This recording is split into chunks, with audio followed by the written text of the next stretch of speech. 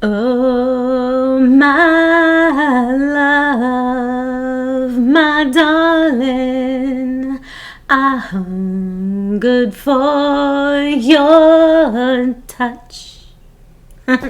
Welcome, Jenny again, and today we're doing the Lover's card. Ooh la la. But before we get into it, if you don't mind, I'm going to pull in the little plug, hit the subscribe button, hit the bell, that way you're notified when I upload new content.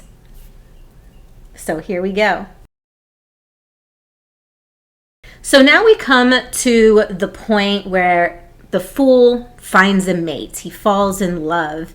And this partner just attracts him so much that he wants to pair up with this particular individual. And so the Lover's card would represent love and romance and relationships.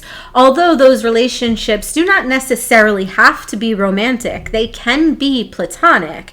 Most of the time, though, when this card shows up in a spread, it's generally going to be romantic love. So when you look at the Lover's card, it has two people standing joined with an angel on top.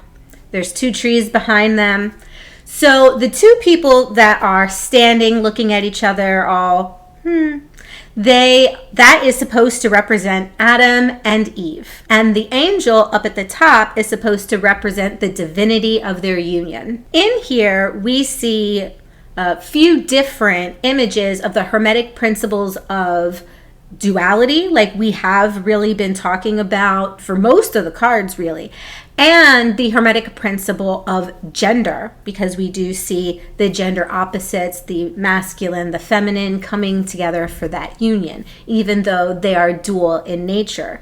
We also see here Chinese symbolism of yin and yang, basically the union of the two pairs, kind of like magnets drawn to each other. So behind Eve, there is the tree of knowledge of good and evil.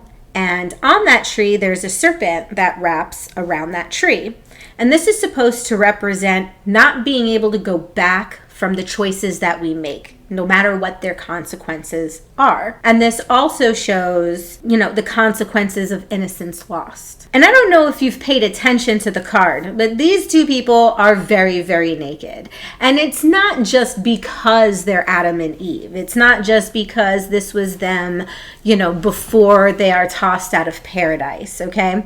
They're very naked because of the symbolism that nudity offers, okay? Nudity is usually a symbol or symbolic of laying down your guard, having trust with that other person, honesty, and really exposing your vulnerabilities to another person. And that's what happens when two people get married. They look and see the other person's vulnerabilities and love them for it. So the Hebrew letter that would correspond to this card would be a Zayn. And this is a symbol that usually means sword or weapon. Sometimes it can be translated into tool, but it's not meant to be violent in any way, shape, or form.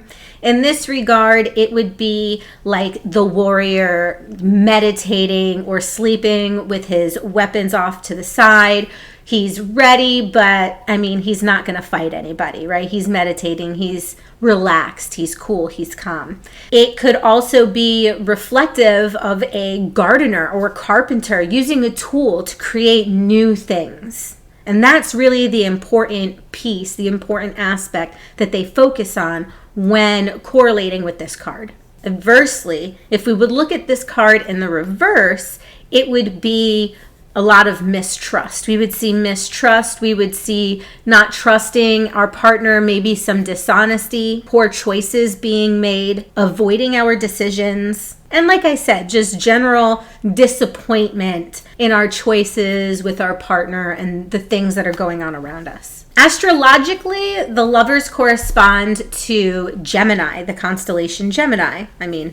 They're two pairs. So this is giving way to the imagery of two souls with a wide range of experiences coming together. So whereas we would usually use the Lover's card for romance and partnerships, in astrology we would also correlate that to siblings and, our relationships with our brothers, sisters. And this is because sometimes the bonds that we share with our siblings are unbreakable. You'll have siblings that'll be there together forever, especially twins that really have that close bond. There are stories of twins that didn't even know each other, that were adopted out into different families, ended up having the same name, having wives with the same name, dress similarly, have a similar job.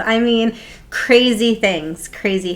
But anyway, I digress. What we see in the Gemini glyph is we see two warriors, Castor and Pollux. Now they were hatched from an egg by Leda, Leda, and she had like a little thing with Zeus. She was one of those people, that Zeus had his way with. And so thusly we got these two twins. And they were so devoted to each other, no matter what the cause was, whether it be through war, through strife, whatever the case, they were always devoted to each other.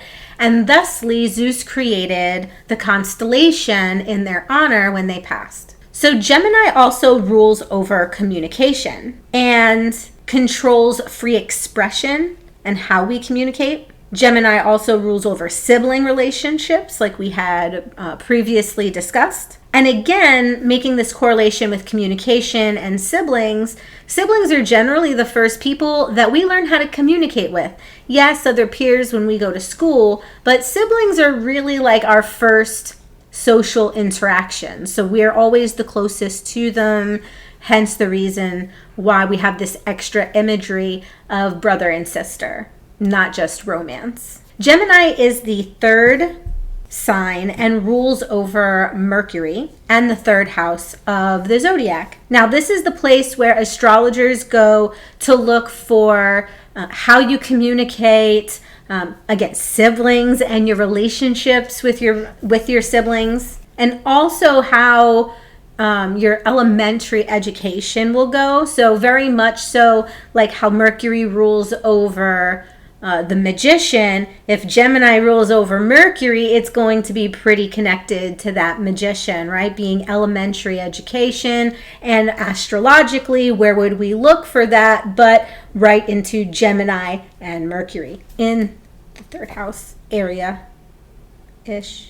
So Gemini is an air sign, and air is an element of communication, intellect, education, and is also a mutable sign, which means that it is very flexible, not easily transformed, but easily transition, can easily go from one thing to another. Just like it's very easy to go from Gemini into Cancer. But Geminis are also very, very spontaneous. So can love be very spontaneous. You never know when it's going to happen. Other correspondences that go with the Lover's card would be, so as we talked about air, we talked about Gemini and Mercury. The day would be Friday, believe it or not. The rune Ihwaz, the number 6, the colors blue, orange, and yellow, the gemstones agate and clear calcite, rose quartz. And when you use them in certain intentions, we would use them for relationships, attraction, balance, sex and sexuality, love and harmony, and balance. So I hope you really enjoyed this lesson. Please let me know how the Lover's card affects you this week. Let me know in the comments, journal it. But yes, definitely let me know in the comments if it's not too personal. I would love to hear about your experiences. And I'll see you guys next week when we talk about the Chariot. Thank you very much for hanging out with me today. Namaste and God bless.